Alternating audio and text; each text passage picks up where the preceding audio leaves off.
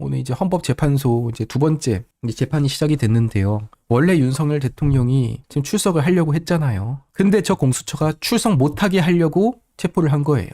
대통령이 가서 이 얘기를 못하게 하려고. 그 얘기가 뭐냐면 이겁니다. 선거연수원, 중국인. 실제로 이번에 헌법재판소에서도 이를 이제 증거로 채택을 한 만큼 이제는 진실이 드러나겠습니다.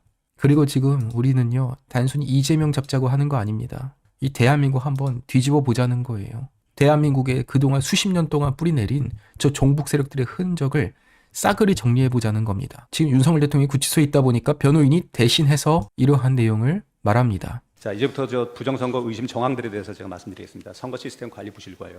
국정원에서 확인한 그 기본적인 그 시스템 저 확인에 의해서도 첫째, 해킹 및 투개표의 전반적 조작 가능성이 발견됐습니다. 선관위 시스템이 외부망 침투 등의 공격에 취약하고 국내는 물론 중국, 북한의 해킹이 용이하고 투개표 데이터에 대한 전반적 조작 가능성이 농후했습니다. 뭐 아시겠지만 사전선거가 도입된 이후로는 법원이 증거 확보가 불가능한 상태입니다. 몇 명이 투표했는지를 알 수가 없고, 그러니까 사후에 그 선거 무효 소송을 제기하는 것은 의미가 없는 상황이 됐습니다. 도대체 어떻게 이런 시스템이 나왔는지, 예전에 부재자 투표의 경우에는 몇 명이 투표를 했고 그 장부가 다 있었습니다. 그렇기 때문에 안 했다고 본인들한테 확인하면 확인이 됐습니다. 근데 지금은 누가 투표했는지 몇 명이 투표했는지 알 수가 없습니다. 이런 시스템이 도대체 어떻게 존재할 수가 있습니까? 저 서버를 지금 선관위가 갖고 있는데 그 서버를 절대로 공개 안 하죠. 그냥 공개하면 다 끝나는 이 모든 의혹들을. 그러니 조금이라도 여기서 이익을 취하는 사람들은 서버에 들어가가지고 자기들이 투표했다고 허위 적어도 하고, 그 다음에 선거함에 뭐 많이 나옵니다. 영상 보면 많이 나오지만 자물쇠를 갖다가 꽂은 것처럼 돼 있는데 거기다가 이렇게 검은 종이를 갖다 하나 씌워가지고 나중에 보면 양쪽으로 다 빼게 돼 있습니다. 그러니까 열어가지고 얼마든지 집어넣을 수 있는 상황이 돼 있습니다. 왜 그런 엉성한 저걸 했을까요? 어떤 목적이 없이 그렇게 했을까요? 사전 투표수 부풀리기에 의한 선거 결과 조작 의혹, 부풀리기를 갖다 확인할 길도 없고 재판할 길도 없습니다. 유권자 등록 현황과 투표 여부를 관리하는 통합 선거인 명부 시스템 관리 부실. 사전 투표를 한 사람이 하지 않았다고 표시할 수도 있고 안 한 사람이 했다고도 표시할 수 있습니다. 이 국민이 한 표 한 표 얼마나 소중한 표인데 이게 가능하다는 게 도대체 말이 되는 일입니까? 이거를 해명을 안 하고 우린 정당하다고만 얘기하는 게 선거관리위원회였습니다. 대통령이 분노 안 한다면은 오히려 대통령 자격이 없는 것이겠죠. 실제 사전투표용지와 QR코드가 같은 투표용지의 무단 인쇄 가능성, 사전투표용지에 찍은 도장 파일과 테스트용 출력 프로그램이 엄격하게 통제가 되지 않아가지고 무단 인쇄가 가능합니다. 사전투표소에 설치된 통치 장비에 인가받지 않은 외부 PC 연결이 가능, 외부에서 내부 선거망으로 무단 침입해서 그 투개표 데이터 조작이 가능합니다. 뭐 그 많은 중국 해커들이 놀고 있지는 않겠죠. 뭐 북한은 또 말할 것도 없고요. 물론 그 나라에 있는 사람들이만 했다는 것이 아니고 전 세계에 퍼져 있는 그 사람들이 당연히 여기에 접근해가지고 필요한 표를 만들어내겠죠. 투표지 분류기 등 개표 시스템의 허점, 투표지 분리기와 개표 결과가 저장되는 개표 시스템의 보안관리 체계가 부실해 해커가 개표 결과를 얼마든지 변경할 수가 있습니다. 투표지 분류기의 부실관리, USB 등 외부 장비를 연결해서 해킹 프로그램을 설치할 수 있었고 심지어 무선통신 장비 연결도 가능해서 이를 통해 투표지 분류 결과를 바꿀 수 있음이 확인이 됐습니다. 전산 시스템 비밀번호 12345, 이거 뭐 저 부정선거 부정하는 분들은 아마 그럴 수도 있지 뭐 이렇게 말씀하십니다. 근데 우연도 여러 번 겹치면은 이게 필연이 되지 않겠습니까? 전산 시스템 비밀번호 12345는 조악하기도 이를 데 없지만 전국 중앙정부하고 지방정부의 연결번호입니다. 중국 등에서 이걸 풀고 들어오라고 만든 것처럼 밖에 안 보이지 않습니다. 이 부분이 재판관님이 좀 관심 갖고 좀 보셔야 될 부분이라고 생각합니다. 저희는 이 불법 선거가 사실은 중국과 크게 관련이 있다고 생각합니다. 그 한국전자투개표비를 수입한 중국의 그 육해상 1대1로 대상 국가들이 키르기스탄, 콩고, 볼리비아, 남아공, 벨라루스, 이라크, 미얀마, 모잠비크, 남아공, 엘살바도르, 피지, 에콰도르, 필리핀, 뭐 이거보다 더 많습니다.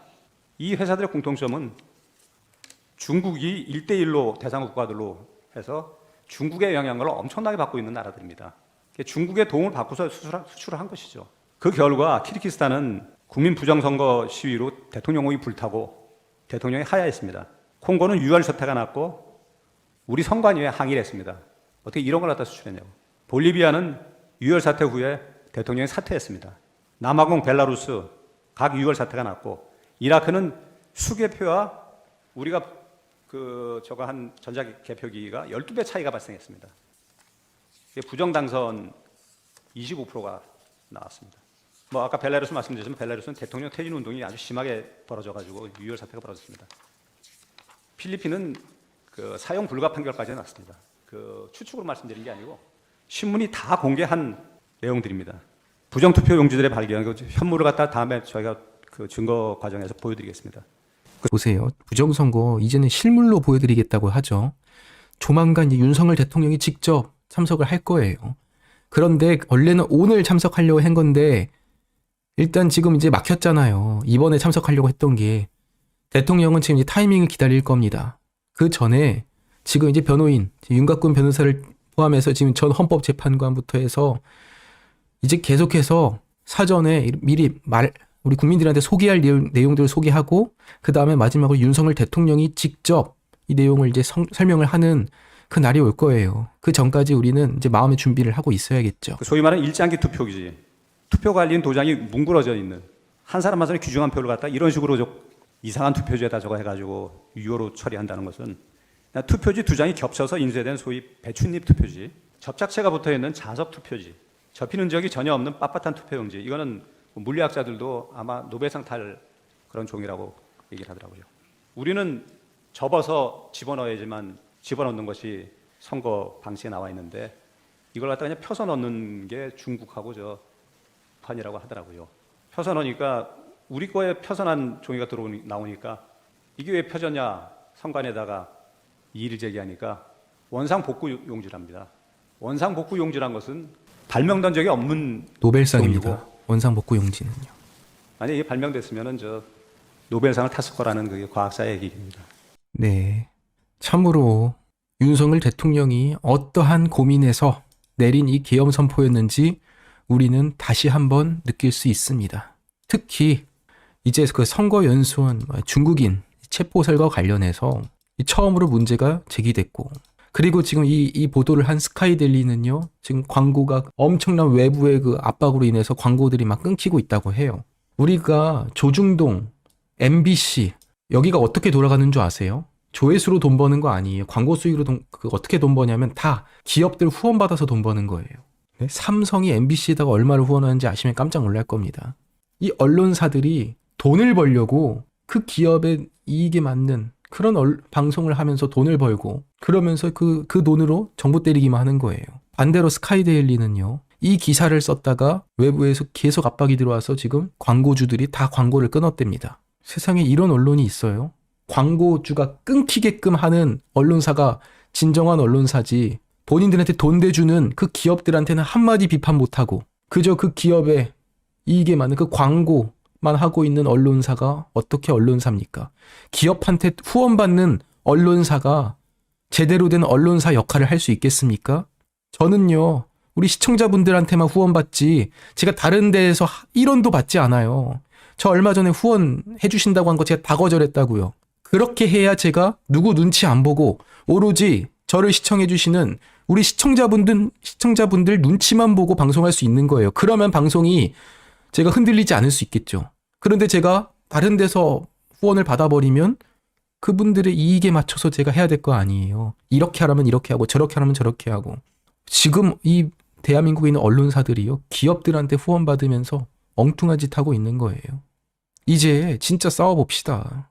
헌법재판소에서 드디어 이제 부정선거론과 관련해서 이제 조사를 시작을 했고, 대통령 측이 요구한 선관위 관련 사실조회도 다 채택을 했습니다. CCTV, 중국인 사무원 명단 조회까지. 물론 그 와중에 국회 회의록 증거 채택은 이제 이의 신청을 했는데 기각을 했고, 이제 국회의장 공관, 선관위, 과천, 관악청사, 선거정보센터, 선거연수원에 설치된 CCTV를 확인을 하는 것이고, 그리고 선관위원, 사무총장 명단, 2020년 총선, 그리고 코로나 시기에 선거연수원, 체류, 중국 국적의 사무원 명단까지 요구했습니다. 그러니까 이제 조금 다른 겁니다. 이 스카이데일리 보도는 이번 계엄 선포 때 체포됐다, 중국인이 있었다는 것이고, 윤석열 대통령 변호인단 측의 요구는 아니다. 오히려 코로나 시기에 2020년 총선 시기에 선관위 연수원에 중국의 사무원들이 체류했다. 내용은 조금 다르지만 결국 요구하는 내용은 똑같은 겁니다. 선관위에 중국 사무원 있었어 없었어. 결국 대통령의 계엄 선포의 목적이었던 저 부정선거론과 관련해서 이제 증거를 수집하겠다는 겁니다. 그러면서 오늘 대통령의 변호인단의 이 주장은요. 결국 이 계엄의 가장 중요한 이유는 선거 시스템 점검이 목적이었다는 겁니다.